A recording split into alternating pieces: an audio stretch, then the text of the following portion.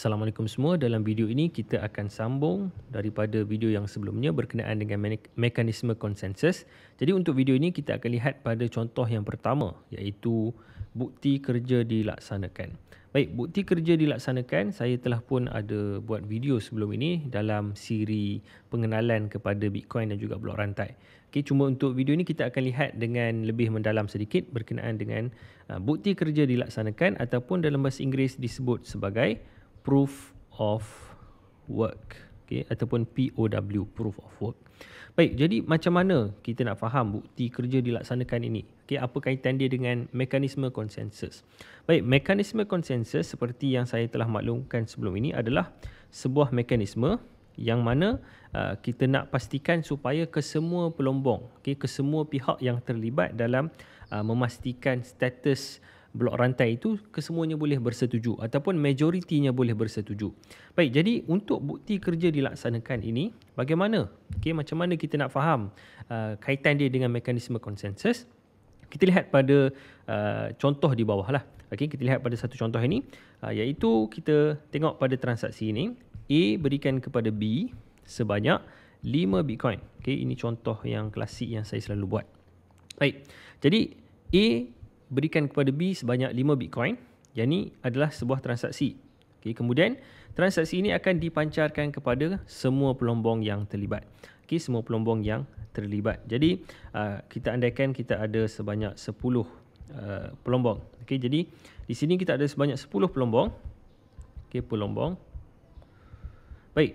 Jadi apabila transaksi ini berlaku, A berikan kepada B 5 Bitcoin, maka transaksi ini akan dipancarkan kepada semua pelombong yang online, yang ada dalam talian lah, ke semua yang mereka boleh capai.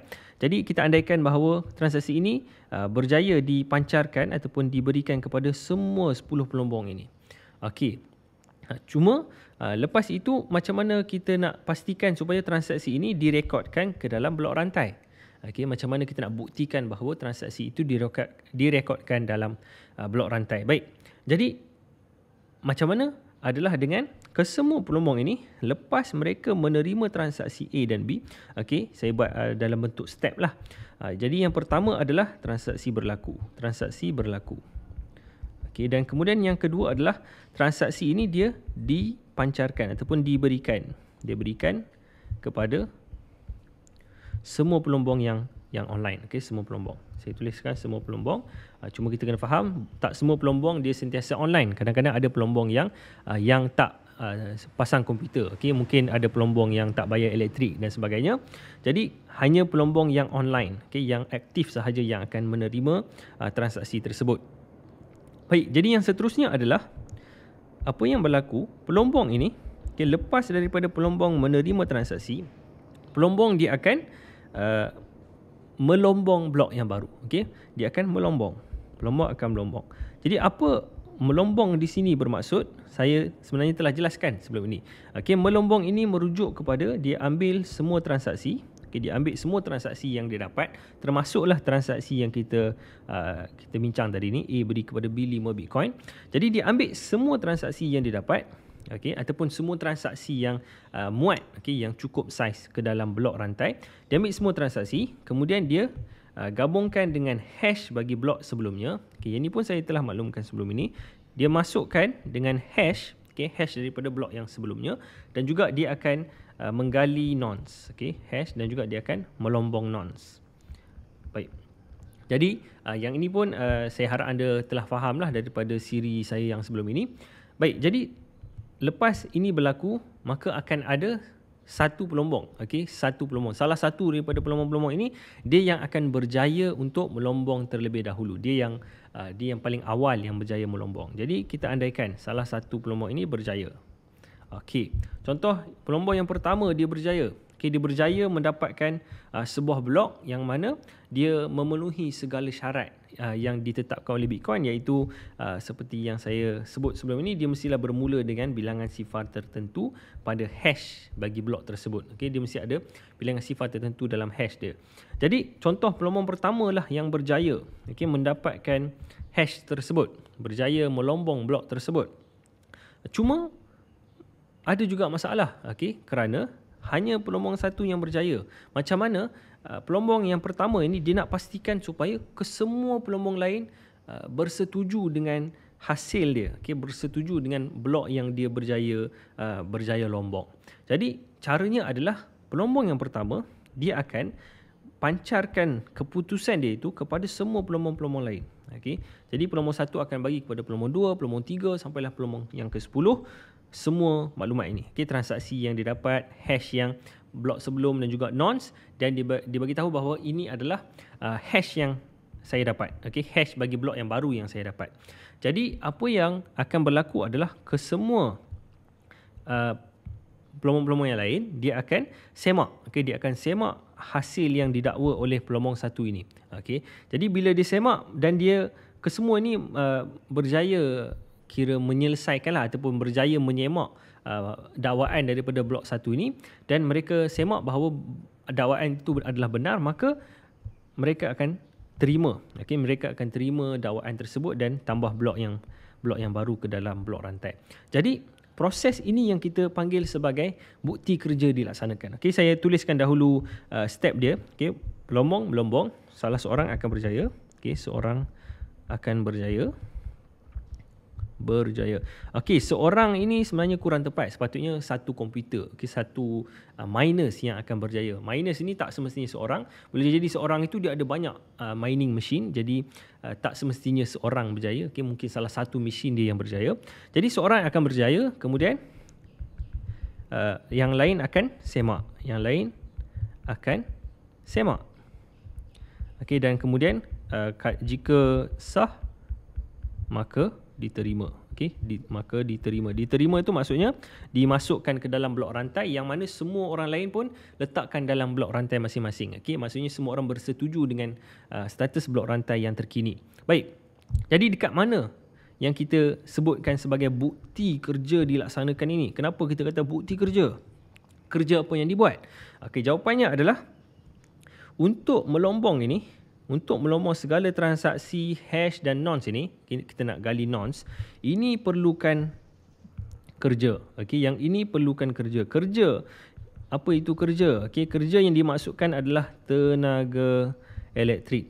Tenaga elektrik yang digunakan untuk kita power, kita berikan kuasa kepada komputer untuk melombong. Jadi yang melombong ini bukan manusia, yang melombong adalah komputer. Maka komputer itu untuk dia hidup dia perlu tenaga elektrik. Jadi apa yang berlaku adalah tenaga elektrik telah pun digunakan oleh pelombong yang pertama. Pelombong pertama dia, orang lain semua tahu bahawa pelombong pertama ini dia mustahil untuk dia melombong ini, mustahil untuk dia melombong segala maklumat ini melainkan dia menggunakan tenaga komputer. Kerana Bitcoin punya cara untuk melombong itu dia mustahil untuk dilakukan oleh manusia secara menggunakan kertas saja. Dia mesti menggunakan komputer. Jadi bila mereka berjaya untuk sahkan, maksudnya mereka juga sahkan bahawa pelombong pertama ini telah melakukan kerja ataupun telah menggunakan tenaga elektrik. Jadi di situ yang kita masukkan bukti kerja dilaksanakan, iaitu pelombong yang mendapatkan blok ini telah melaksanakan kerja, telah melaksanakan menggunakan tenaga elektrik. Jadi itulah yang kita masukkan dengan proof of work. Cuma ada tambahan sedikit, kita tambah sikit lagi. Proof of work ini kelebihan dia adalah dia sangat-sangat kukuh dari sudut dia punya pengesahan itu. Dia yang pertama sangat kukuh. Kenapa sangat kukuh? Kerana semua orang memang untuk dapatkan konsensus itu, untuk dapatkan persetujuan, memang semua kena melakukan kerja. Semua kena habiskan tenaga elektrik. Jadi semua orang dia ada risiko. Risiko dia adalah kalau seseorang itu menipu, risiko kalau menipu adalah bazir tenaga elektrik. Bazir tenaga elektrik. Jadi risiko yang banyak ini elektrik. Kenapa bazir? Kerana untuk kita melombong kita perlu gunakan tenaga elektrik. Jadi risiko dia sangat besar untuk orang lain nak tipu.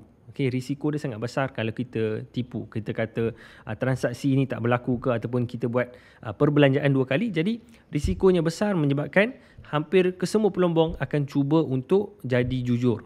Semua pelombong akan cuba untuk jadi pelombong yang baik. Jadi itu antara kekuatan dia, iaitu dia kukuh. Dia mengelakkan daripada orang ramai menipu. Cuma dia juga ada masalah.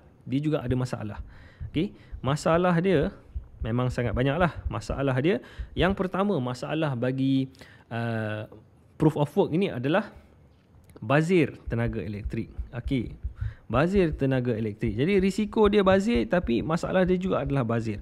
Apa maksud dia? Apa maksud bazir tenaga elektrik? Okey, bazir di sini adalah semua orang ni ketika transaksi ini diberikan, okey, sebelum sesiapa mendapat blok yang baru, semua orang ini akan menggunakan tenaga elektrik. Okey, maksudnya 10 pelombong ni kesemua mereka kena habiskan tenaga elektrik. Cuma masalahnya adalah hanya seorang sahaja yang akan berjaya. Jadi kita ada 10 pelombong, seorang sahaja yang akan mendapat pulangan, okey, mendapat pulangan tenaga elektrik. Itu dalam bentuk Bitcoin. Okey, lepas sahaja dia berjaya melombong, dia akan dapat Bitcoin. Jadi 9 lagi ni, disebabkan mereka tak berjaya melombong, maka segala tenaga elektrik yang digunakan untuk melombong blok yang tadi akan terbuang begitu sahaja. Sebab itu kalau semakin ramai pelombong Bitcoin yang wujud, maka semakin banyak tenaga elektrik yang akan dibazirkan. Okey, sebagai contoh yang saya tunjuk ini hanya 10, tapi pelombong Bitcoin dia ada beribu-ribu. Jadi bayangkan, contoh kita ada 3,000 pelombong Bitcoin, hanya satu sahaja yang berjaya, maksudnya lagi 2,999 itu akan bazir sahaja tenaga elektrik untuk setiap blok. Okey, setiap blok ini mengambil masa 10 minit. 10 minit. Okey, untuk satu blok. Jadi bayangkan dalam sehari berapa sahaja blok yang boleh diperolehi, bandingkan dengan pelombong-pelombong yang ada. Jadi pembaziran elektrik dia itu sangat-sangat tinggi. Sebab itu kadang-kadang ada macam di Malaysia kita ni, TNB dia mengharamkan untuk kita melombong yang mana kita curi tenaga elektrik. Okey, kalau kita curi tenaga elektrik untuk melombong Bitcoin, maka kita boleh kena tindakan. Okey, jadi dari sudut pembaziran tenaga elektrik. Dan yang kedua adalah biasanya proof of work ini, bukti kerja dilaksanakan ini adalah dia lambat kerana dia ambil masa untuk kita proses, untuk kita dapatkan pelombongan itu. Okey, jadi dia lambat. Dan yang ketiga adalah size dia lah. Okey, size transaksi. Saiz transaksi ini, dalam kata lain kita kata dia transaksi per saat. Okey, berapa banyak transaksi yang boleh dilaksanakan dalam satu saat. Biasanya untuk macam Bitcoin, untuk Ethereum, dia tak sampai 20 pun. Tak sampai 20 transaksi per saat. Okey, per saat. Bandingkan dengan Visa sebagai contoh, boleh beribu-ribu dalam masa satu saat. Okey, jadi bila ada banyak transaksi yang kecil-kecil, ini contoh kita nak pergi beli barang, maka transaksi itu kecil saja.